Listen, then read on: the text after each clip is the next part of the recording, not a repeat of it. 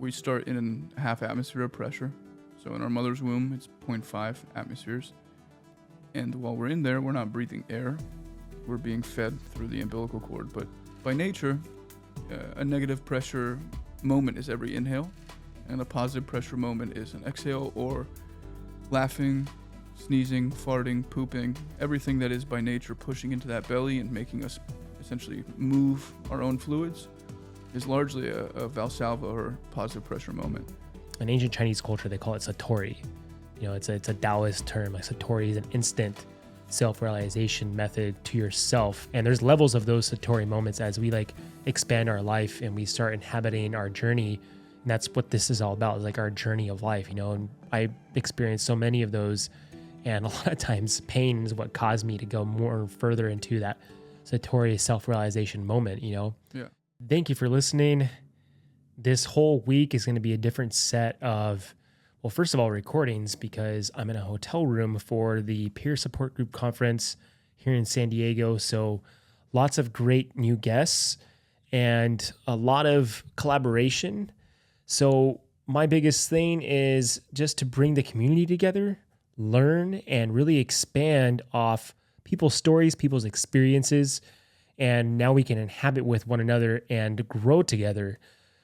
So just before we get started, everything we say and do does not reflect the City of Los Angeles Fire Department. I have to say that.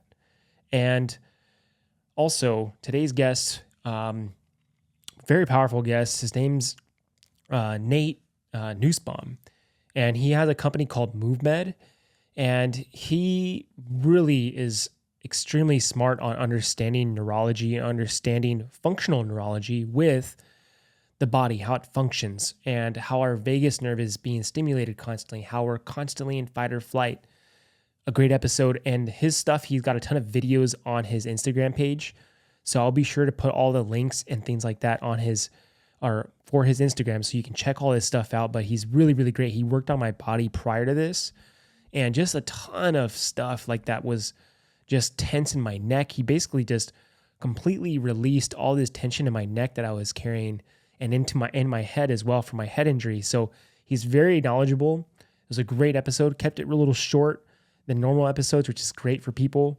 So check this episode out. It's really amazing. Fascinating conversation with Nate and so forth. So thank you for listening. It's time for Grab Lives.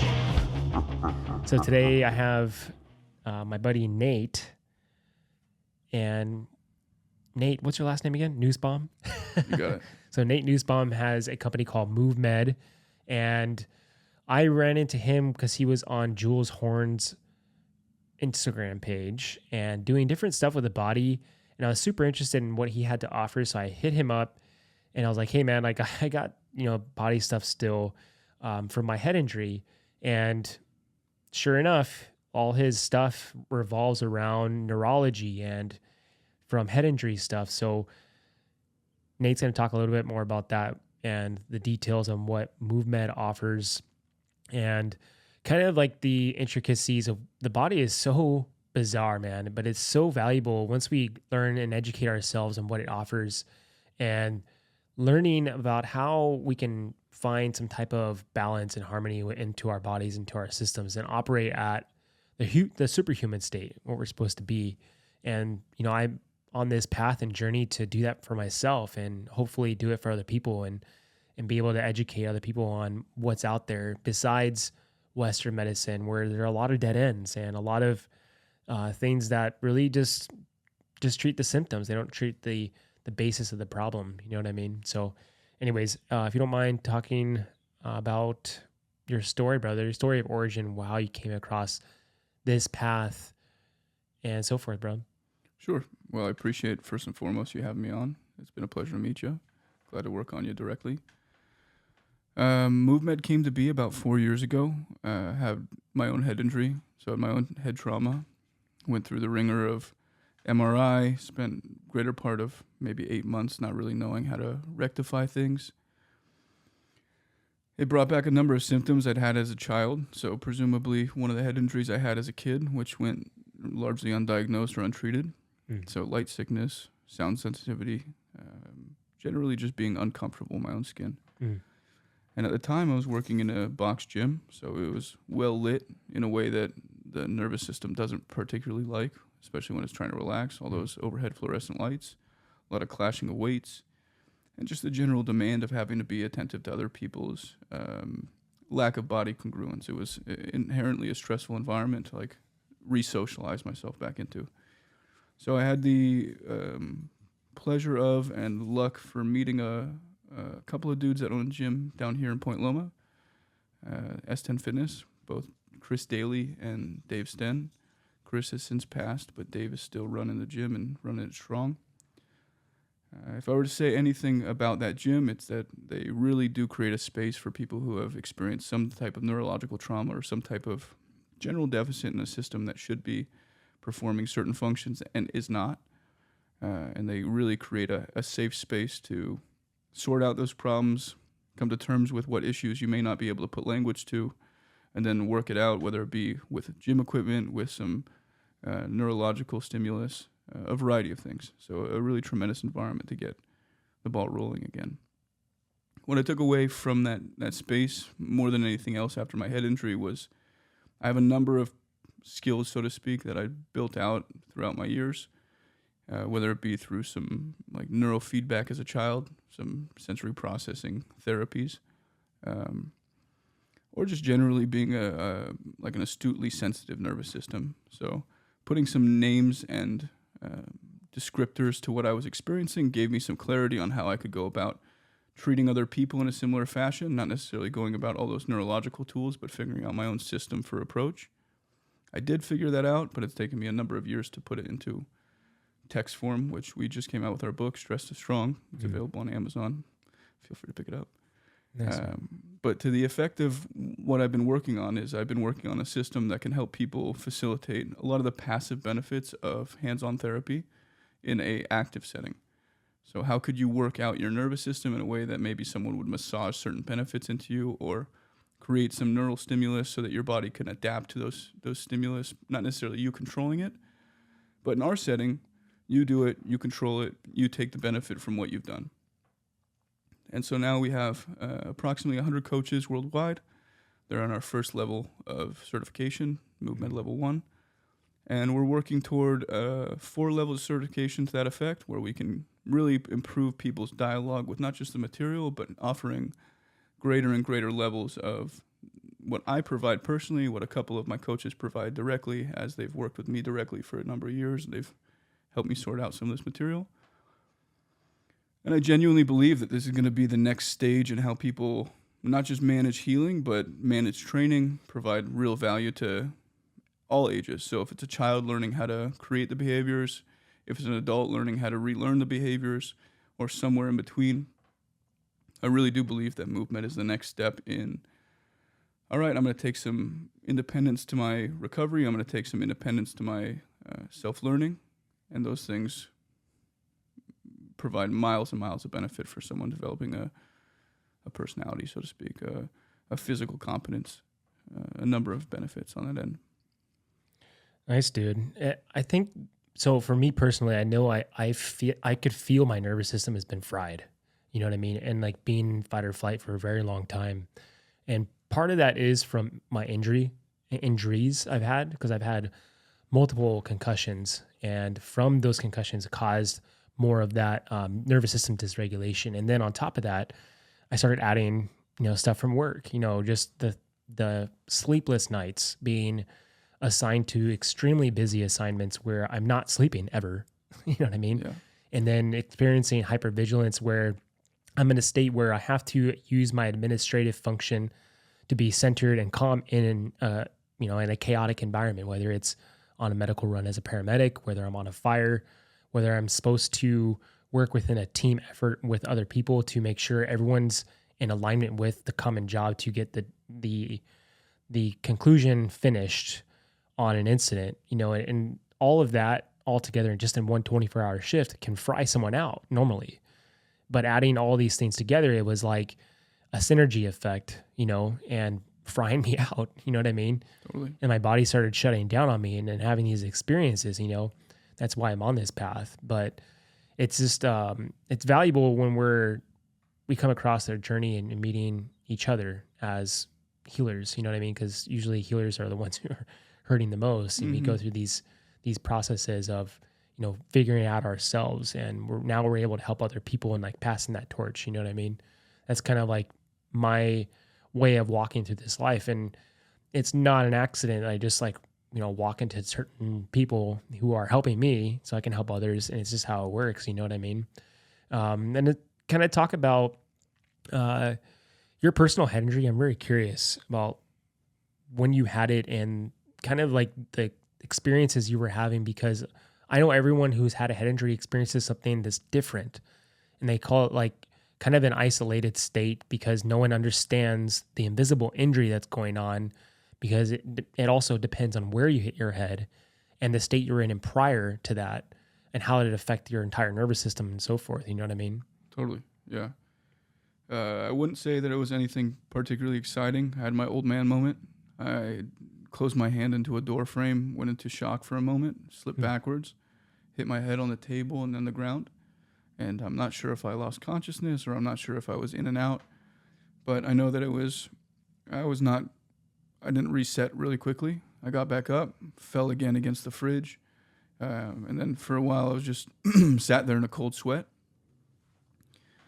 So it was like a momentary belief in, did I just risk my life? Did I just cause something that could potentially be a life-threatening moment? Because there was a degree of, not just overwhelm, I'd fallen a number of times. I've hit my head a number of times, but this was particularly compromising. I felt sincerely like I'd lost a number of my faculties in just a moment. And so I'd spent maybe 15 years at that point, maybe, thereabout, trying to resolve some things that had happened, whether they be trauma-oriented emotionally or physically. And I felt really well resolved by that point in time. And then just like that, reset back into a position where now I have way more responsibilities. Now I have to go to work tomorrow. Now I have my dog. And I have absolutely no idea how I'm going to improve upon my life the way I was intending to, with this level of motivation, this level of focus, this level of purpose. And so it was a real break in my normally stoic disposition, a break in my normal confidence and ability to just run through the wall, which I'm sure you're literally familiar with. Yeah. And I took a new look at myself. I mean, I literally I went to the gym one time, and this was while I was working. I saw myself in one of the many mirrors on the wall, and I was like, whoa. I saw myself as bigger than I'd ever seen myself. And I didn't grow by any means, but I had seen a non-altered or non-adjusted version of myself, or a new perspective, rather. And in that perspective, I was like, okay, my body's bigger than I thought it was. I'm larger than I thought I was. And to that effect, it was kind of relieving to the effect that maybe my own self-impression or my own limited valuation of myself was, by nature, a huge limiting factor on how much I could self-perceive or like generate out of my life. And so I really took that initiative from that point on to be, all right, I want to get myself back to where I thought I was motivation-wise. I want to value myself the way I did before, but I don't want to be a hiccup or a speed bump to my own lifestyle in a way that I'm self-depreciating or taking away some of my own value by saying these things in my head about myself or about other people. And so I took a huge 360 about my life, which had me doing some very weird physical things. Like, I'm not sure if you're familiar with rope flow. That was one of the things that I tried out. Just a very cyclical movement of throwing a rope around like the jump rope, but not jumping the rope. Among a number of other things that were more flowy than they were actionable, because I was very into lifting. And so I got myself to a point where I was realizing the real value about movement was to stimulate my brain, to make my brain feel like it valued the world. And among that, sorry, just 1 second, the dog's pulling. He brought his dog too, so she's just laying down on the ground here. Just trying to pull the headphones off my head. One of the main things that was super helpful was my relationship with her at the time, because I was devoid of a lot of relationships that I would otherwise, I think, be able to rely on at that age. My dad's been in a different state for a while. My mom passed when I was young, and a degree of that wanting to find comfort that I feel like that my state of mind had needed at the time was lacking. So her and I really bonded, and I went to the beach every day with her. So the ocean, just in its many natural benefits, was hugely healing for me. But not just that, going underwater, submerging my head, which you'd think oxygen deprivation is probably the last thing you need after a head injury. But by nature, it was the thing that just started making me be a little more acute in my head. I thought faster again. I was able to perceive things a little more happily instead of feeling groggy in my own mind. And so a year of going to the ocean, putting my head underwater, and generally being able to offload a lot of physical tension, being around the negative ions or whatever it may have been at the time, it changed my life. So from there, I started to build a business that was a little more mindful about, okay, these are some values that do actually create a tremendous takeaway. You can change someone's life in a moment if you give them the right stimulus. That said, you can change someone's life forever and change their trajectory forever if you give them the right tooling to help themselves. So with the help of my buddy Chris at S10, especially his motivation to be like, dude, you've got something here, you run with it. I did. I ran with it. And so 4 years later, I've got 100 people plus that are working with me or working in some faculty around my brand, and they're making their business very largely dependent on the materials that I've taught them, which is a very cool feeling. But more than that, it's a good segue into understanding that there's so many people who are similarly afflicted, and maybe they don't have the words to describe how they could help themselves or previously didn't have those words. Nice, dude. I think they call that self-realization. You're looking in the mirror, like I've had so many of those, but they could happen in an instant. Yeah. Like in an ancient Chinese culture, they call it satori. It's a Taoist term. Like satori is an instant self-realization method to yourself of just, it's an instant moment, and you're able to almost level up your consciousness. And now you're operating off a different plane of consciousness through that satori moment. And there's levels of those satori moments as we expand our life and we start inhabiting our journey. And that's what this is all about, is like our journey of life, and I experienced so many of those. And a lot of times pain is what caused me to go more further into that satori self-realization moment, Yeah. And unfortunately, pain has been one of my greatest teachers. It leads me into different directions, and it takes me to moments where, I'm just gripping in pain and just, I want to give up. And then I realize I don't have the resilience to move beyond that pain or the suffering of whatever it is. And it takes me deeper into my spiritual being. It also takes me deeper into my emotional self, and I'm able to move forward. You know what I mean? I think all of us can experience that. And I think through head injury stuff is different, I think, because the nervous system is dysregulated or it's off and out of balance. And so it's hard to maneuver around that one, because you're doing everything you can do, but the nervous system's still meeting roadblocks, in the body, or whether through the way it's running up and down the spinal cord, whether it's stuck in the head, whatever it is, you know what I mean? So we did some work like an hour or so before we even recorded here.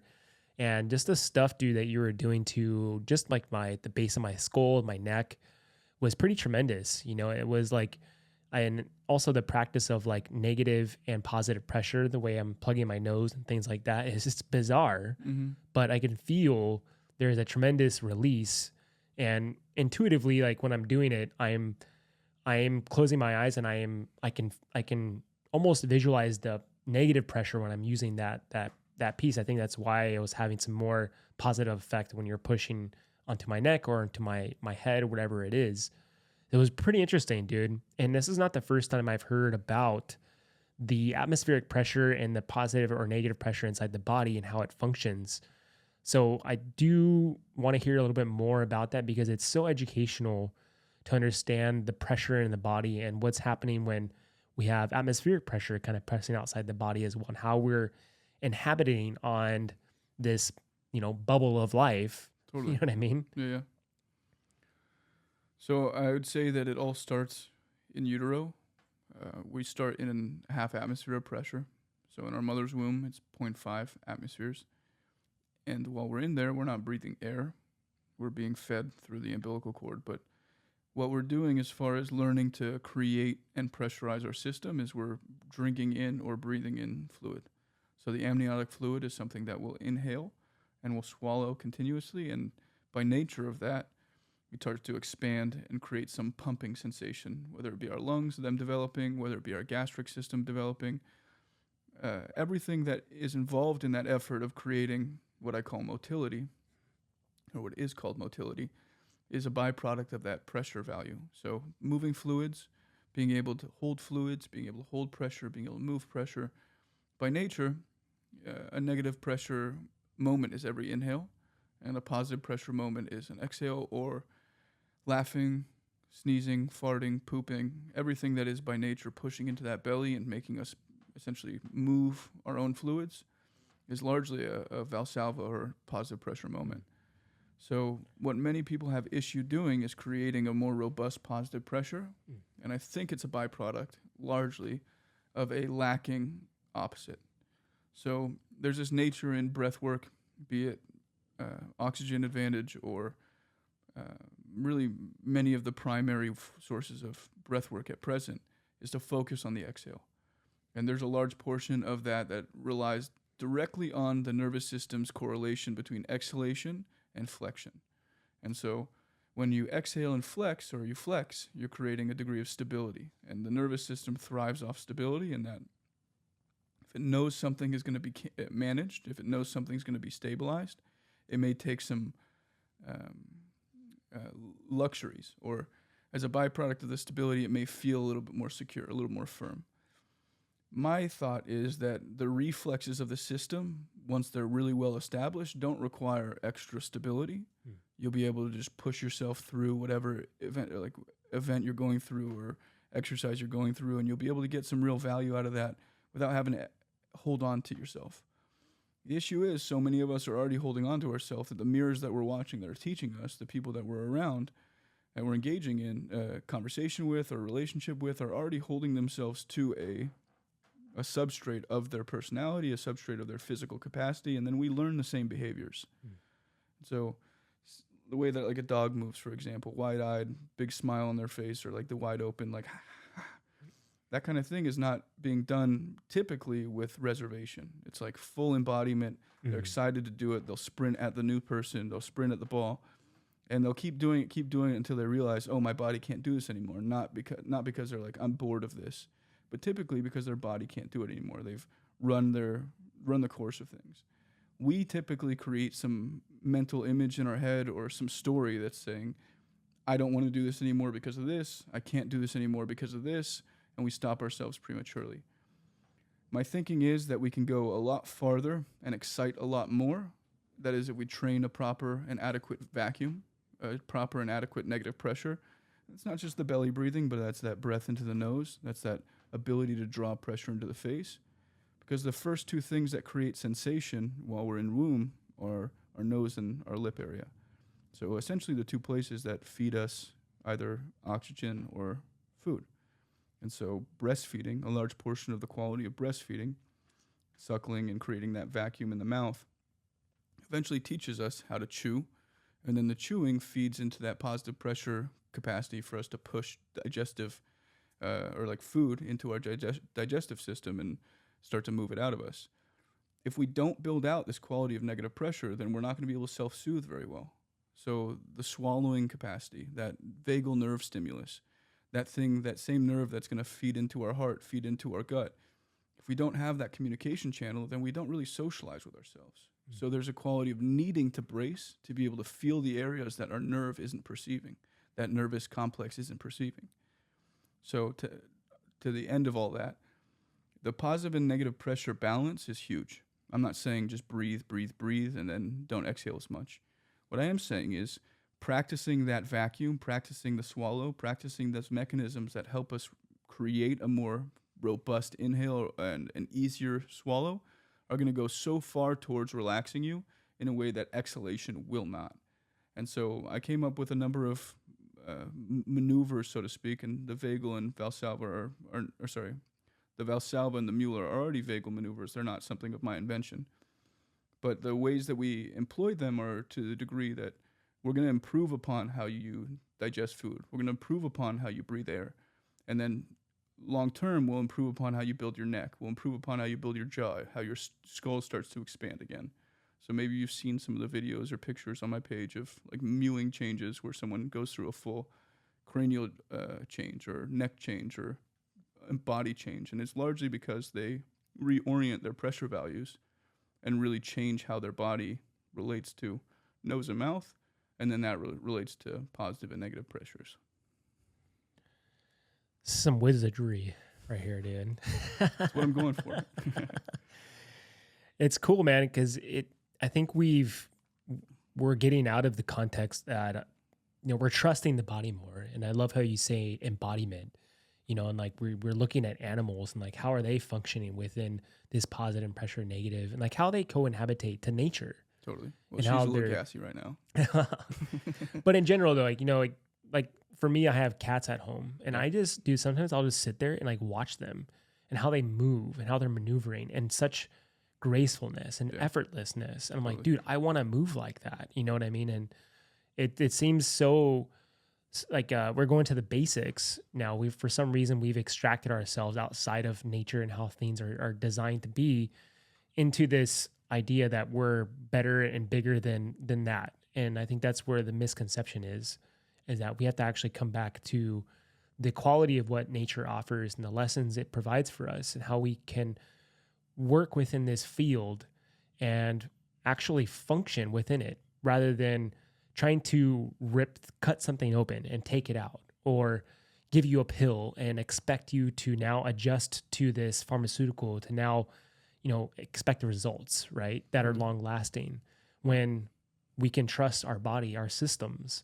and allow that to actually take its more natural form in order for you to have long lasting mechanisms to make you a superhuman, to where you can do things beyond the capacity, beyond your belief systems of what you had never had thought before. You know what I mean?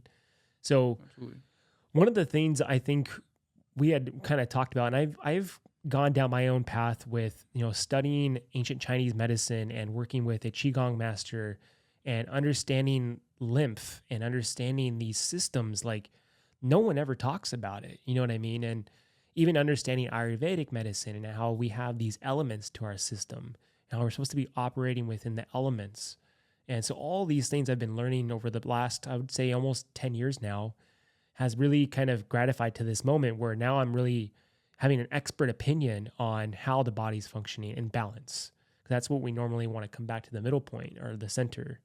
And my biggest thing is I've just started to re-educate myself on lymph and necessarily more on oil based, how there's oils and specifically like coconut oil, how you can do oil pulling to your teeth and remove cavities and all these things where you don't even have to go to a dentist, make your teeth white. And like things like castor oil, where it's pulling the lymphatic drainage and pulling out these toxins to the surface of the body.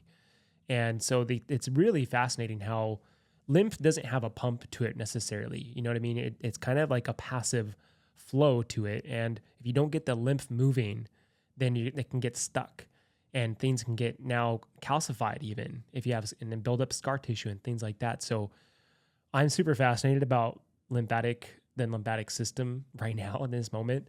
And then we were talking about it a little bit, and I'm very curious on what you kind of are understanding when you're working on people, when you are looking at the lymphatic system as well, when you're kind of maneuvering the nervous system around muscle tissue and kind of taking everything as a whole rather than like, oh, it's just nervous system or it's just this. You know what I mean? Yeah. It's a passive pump, so to speak. So we've got our heart, we've got our lungs. Those are active pumps. And just by way of us being a self-contained body, or rather skin kind of contains everything in the inside, everything's prevented from leaking out. There's a degree of, if we can't create that motility I was talking about, how by nature as a infant, we were pulling in that fluid, and that fluid was helping us push our lungs, push our heart, push our digestive system. If we don't grow into that motility, that is, as an old person or as we age, we don't have that capacity, then we're going to become fibrotic. We're going to become very we're going to have a lot of like lymph stasis, which is to say, because we're not creating adequate friction against ourselves, we're not draining the sponge. The sponge is just accumulating a lot, and then it becomes something that we have to move around. So it's why a lot of people you'd see walking with some weird kind of body language around their gut or weird body language around their trunk. Sympathetics by nature, we're saying fight or flight, are going to hold you, constrict you, make you smaller, and they're going to either heighten your sensitivity or reduce your sensitivity, but either which way, specific to your case, you're going to experience a less reflexive environment that means something as a byproduct of what you feel on a daily basis. I feel less, okay, I'm not feeling any issues. I feel more, there's seriously some issues. Let's attend to it. Let's hyper-focus. Let's get really into it. And at the end of the day, things should be reflexive. Just like the lymph system, it should be a reflex of, I'm moving around well, my motility is good. And that's not mobility or flexibility. That's that baseline of being able to slide and glide against ourselves without creating an abundance of inflammation. So most of us, because we're not creating that movement really well, we got a bunch of waste in our gut. We got a bunch of things that aren't moving out of our system really well, and so we have to sweat them out, and that's why a lot of people have like yellow stains under their armpit as opposed to them being clear. That's why a lot of people would have very acidic saliva, and we don't create enough swallowing, we don't create enough sweating, or we create too much sweating. At the end of the day, it's a byproduct of a balance. And if that balance isn't reflexive, if it's not something that we get as a benefit of our proactive attempts at like a healthy life, then we're having to fight our own system. And as soon as we fight, we're in sympathetic state. We're getting ourselves to be, I don't like that feeling. Let's stop that feeling. But what that really means for like a biomechanical model or like a movement model is that our arms and our legs start to take over.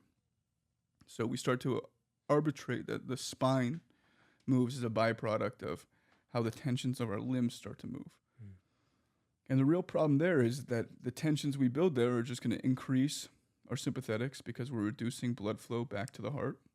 And if the blood flow back to the heart's reduced, then the amount of friction to our diaphragm or our gut or our lungs is depreciated in a way that would be of benefit to us. So many of us are getting stuck in this self-restricted environment, and the only way out of it is learning how to let go, not just of like mental things, but physically let go. And it's super hard to learn to physically let go if, say, you have an injury and you don't know how to absolve that injury, and you keep fixating and fixating and fixating, and then when you move, it hurts. Well, you have to hold on to that. You have to prevent that from being hurt if you want to go through your daily life, if you want to get through things and you're like, I can't be accountable to this right now. I need for this to work for me. I can't work for it, which is where a lot of people are because they don't know where to go with it. They know where to get a pill. They know where to go to ask questions and maybe them not be answered, but they don't know where to go to help themselves.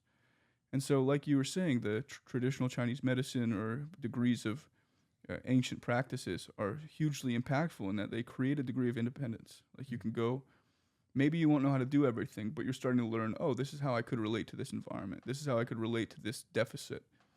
And I think it's a beautiful thing to have that, but we've gone so far in the opposite direction that we don't even have an idea for how to go back to it, which is, it's sad because children are in that state to begin with to a degree.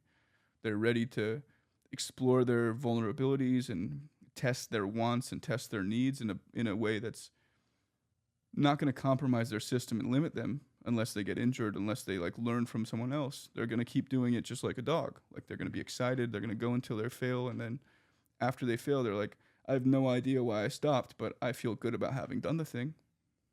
So the end all be all there is that sympathetics, that holding pattern that we all chronically walk around with, is limiting our ability to move fluids on our centric body. And so that includes a lot of that lymph because most of our lymph is caught in that midline. Like our neck has a ton of lymph. Yeah. And you might notice how tight this shirt is around my collar because when I first got these shirts made, or generally when I first got a bunch of my shirts, MovMed shirts made, my neck was much smaller. But in the process of deloading a lot of my stress, returning a lot of that blood to my trunk, my neck and my upper body has started to fill out above my shoulders, wherein most people will find themselves breathing worse or getting really tight in their throat. It's gone the exact opposite direction. It's just filled out really wonderfully. It starts to lift up my lungs a little bit. I can do that negative pressure a lot better. There's a plethora of benefits that I think are just really wonderful.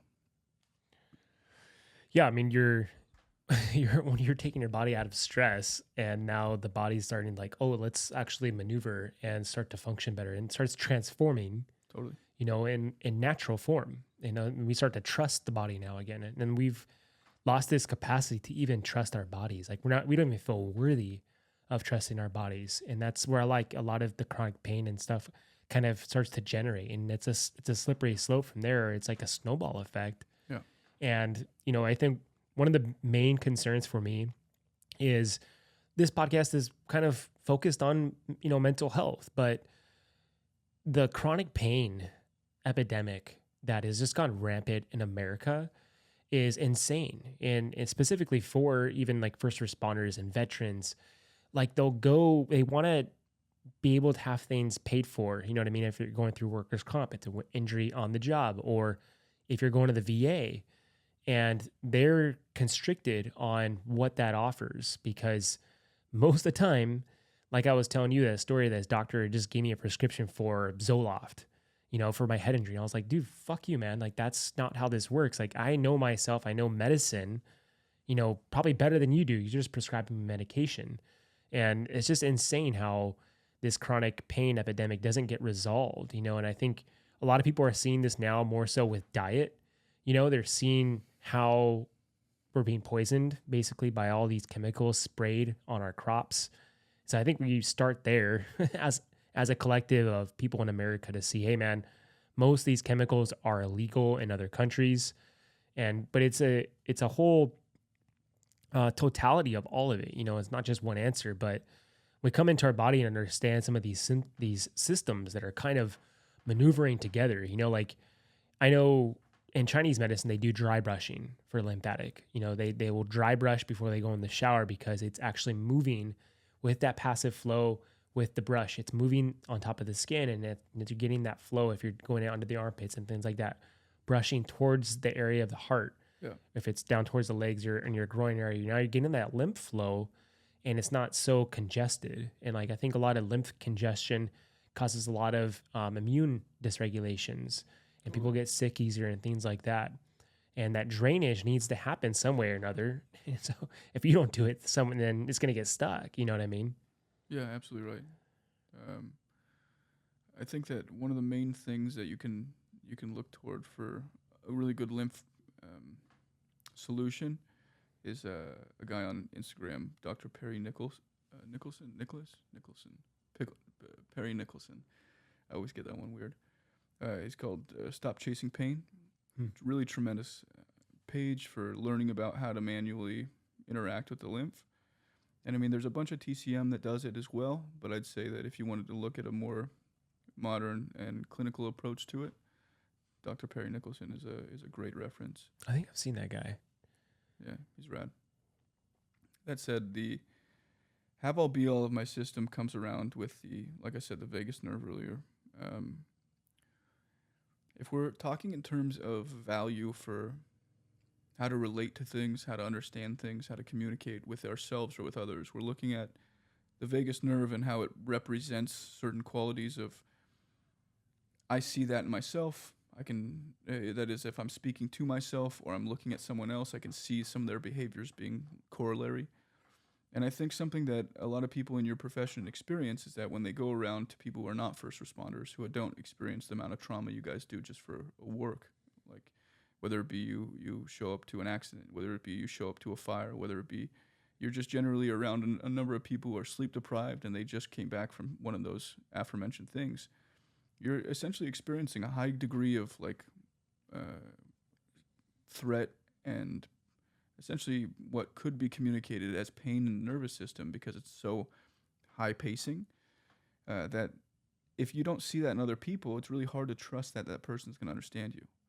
And so if it's not something that being communicated in some fashion, or if it's even worse so, there's some pity or there's some kind of like, I wish I understood how you felt, but I want to know more about that, and you don't even want to talk about it, then there's a degree of just like, we're not going to be friends, we're not going to be on the same page, we're not a mirror for each other. And I think that's a thing that's hugely a deficit for a number of people who are as first responders, or if they're in some kind of trauma-oriented profession, is that the amount of stress you undergo or you experience other people undergoing is something that most people will not experience in their lives. And as a byproduct, it's hugely hard to relate to that person sitting across from you, whether it be someone who knows a lot. In my case, like I can talk about a lot of these things, but I don't know what it's like to be in your profession. Mm-hmm. And to that effect, it requires maybe some head injury, or it requires some type of trauma that we're like, okay, I can kind of see where we're both sitting in the same chair, but maybe not all the time. And if that's not something that's made easy, especially for someone who's not super socially aware in that respect, then in your shoes, it could be really hard for someone to like, all right, I'm going to make some changes, and I'm going to be able to see these changes through, and they're going to be worthwhile because I know what's on the other side of them. They're probably just going to keep pushing through that wall, hoping that one day they figure it out for themselves in a way that no one else would be able to figure out unless they're in their shoes. Mm-hmm. And so that degree of self-induced trauma or self-induced stress is a part of what we call social engagement factors or social engagement system. Whether it be how your eyes create stability, or your breath is consistent, or your heart rate variability, the things that you may not necessarily notice consciously, but you pick up on because you're interacting with the person. And if those gestures, or if those experiences, or if those really like very subtle perceptions aren't easily understood, or if they're perceived as threat, then the likelihood is that person's not going to be someone that you create a mirror with, or you create a normal social experience with. And so the problem with that is that most people are living a very lonely life because they don't think anyone gets them. They don't feel like they can be understood, and they don't understand how they could make that relationship more substantial. And so they'll go to a therapist, they'll talk it out. But similarly, there's those social engagement points. You're not seeing someone across from you who's like, I understand what you're saying, or maybe they do understand what you're saying, but they've not been in that position. There's some degree of that division, unless you get a really great relationship out of that. More often than not, you're going to be experiencing someone who's not only not a mirror for you, but someone who can't understand what it is that you need in that respect. Mm-hmm.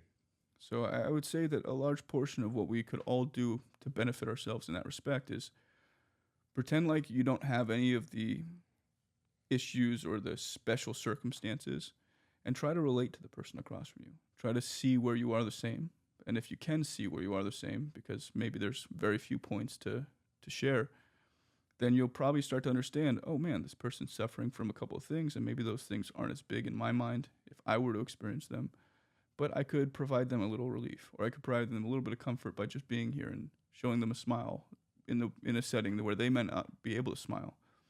And those things go a long way to teach people how to self-recruit those social factors, okay, I can be around this frequency of intensity, or I can be around this frequency of sadness, or whatever it may be. Matching vibe, so to speak. Yeah, I think that's one of the ebb and flows of, like, I know for my life is kind of having to adjust from those states. Totally. And it's exhausting. You know what I mean? I can only imagine, yeah. Like, because I'll have to, let's say my last run I had at work was at like 7 a.m, and I had to come home and learn how to talk to a 9-year-old girl, like, and adjust my enactment with this from one different human being to another human being, and one that I really care for, you know what I mean? And I'm teaching how to learn about life and those things, and how I don't react to my own insufficiencies to make her feel a certain way, you know what I mean? Totally. And so it's a very interesting thing. And then relationships, like going into my relationship with Haley, like, and I'm trying to connect with her, like, if I'm so numb and I can't even connect to her on an emotional level, like this relationship, we're gonna meet blockades, we're gonna fight, and it's gonna go downhill. So we have all these like higher rates of divorces with police officers and firefighters and and military. It's like, we understand why, because you're fried out, dude. How can you connect when you're just like completely numb, walking around like a zombie? Like, absolutely. It's not gonna happen. So learning these types of tricks to kind of like reset the vagus nerve. And I look into so many different things to reset my vagus nerve as much as possible, because I know I have more awareness and education around it. Like, one of my favorite ones is just laying next to a wall and putting my feet up, and just doing like slow breath work for about maybe 5 to 10 minutes. Like that resets me for about most of my day if I do that halfway through my day after walking all day And then also I'm just like constantly thinking, and it just really helps. And that's just a simple practice I can do, and it's relaxing. You know what I mean? That's one of the benefits is like you feel good Totally. in your skin. You know what I mean? Yeah. Hugely important. Well, we jumped into a bunch of stuff where I was working on you today, but like I said, I would send you a couple of videos and some things that would be some like education pieces that you can work on yourself and find some value on your own time. Majority of the workouts that I teach on the lower levels of certification, so like the level 1 certification that we have, is teaching people how to manage around building a higher threshold of vagal, not sensitivity, but like coordination. We want to feel like we have a higher threshold of stress tolerance, a capacity to manage stress, a capacity to like coordinate through stressful environments, even if they're unfamiliar. And I'll often find a message in my inbox saying, I've never been able to do this before, or this is the first time I was able to. And they're all subjective experiences. It's not like they're walking around and finding their knee bending as much.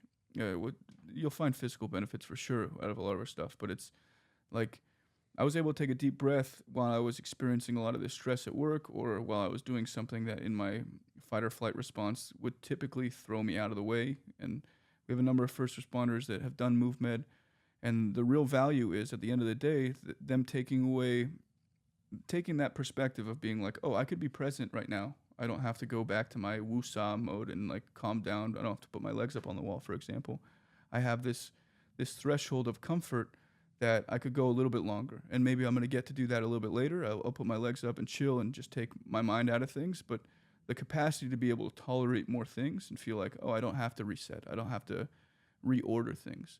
My goal is with a lot of this stuff is to teach people, especially children at a later point, is to teach people how to create a underlying personhood. So not just their physical body, but their mental response to things. To be like, let's do this. Let's see what I'm made out of.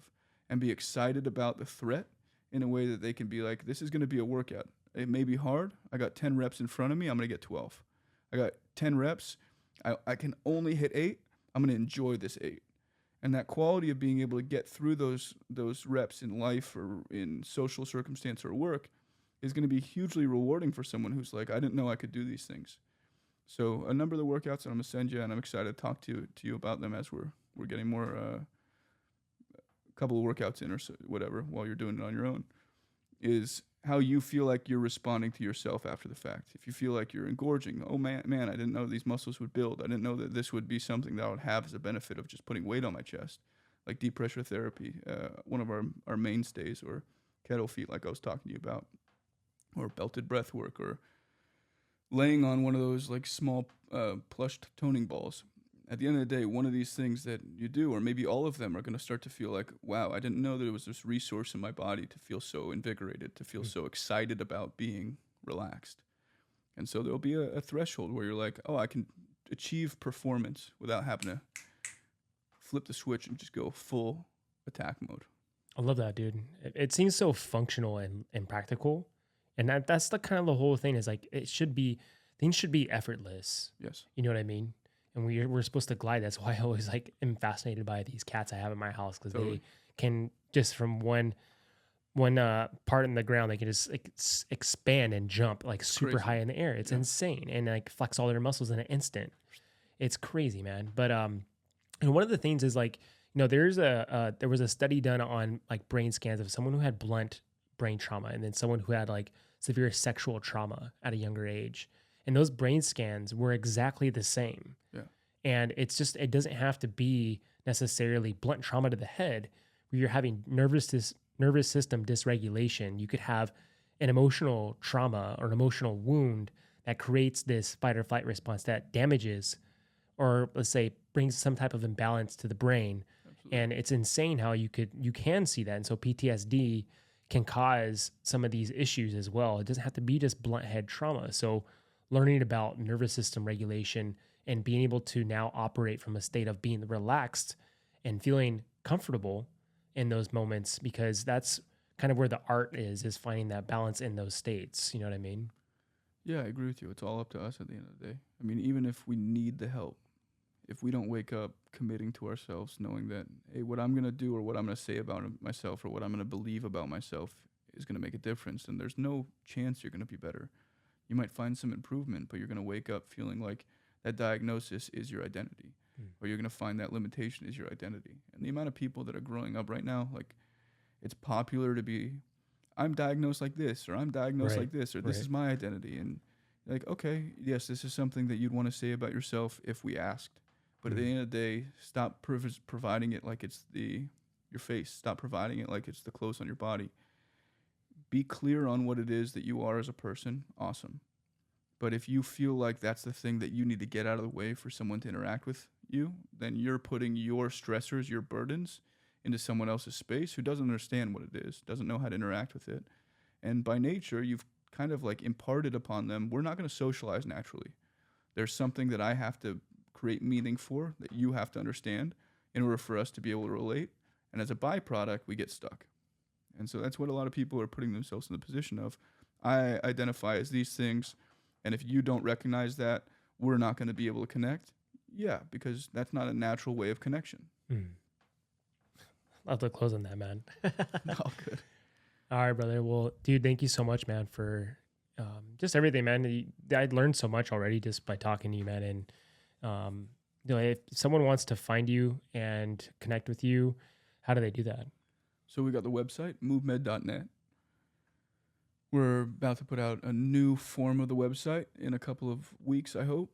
We got some people working on it, but it's still up and running. So if you want to check out some stuff, check it out there. Shoot me an email at nathan@movmed.net, or check us out on Instagram, and that's __MOVMED__.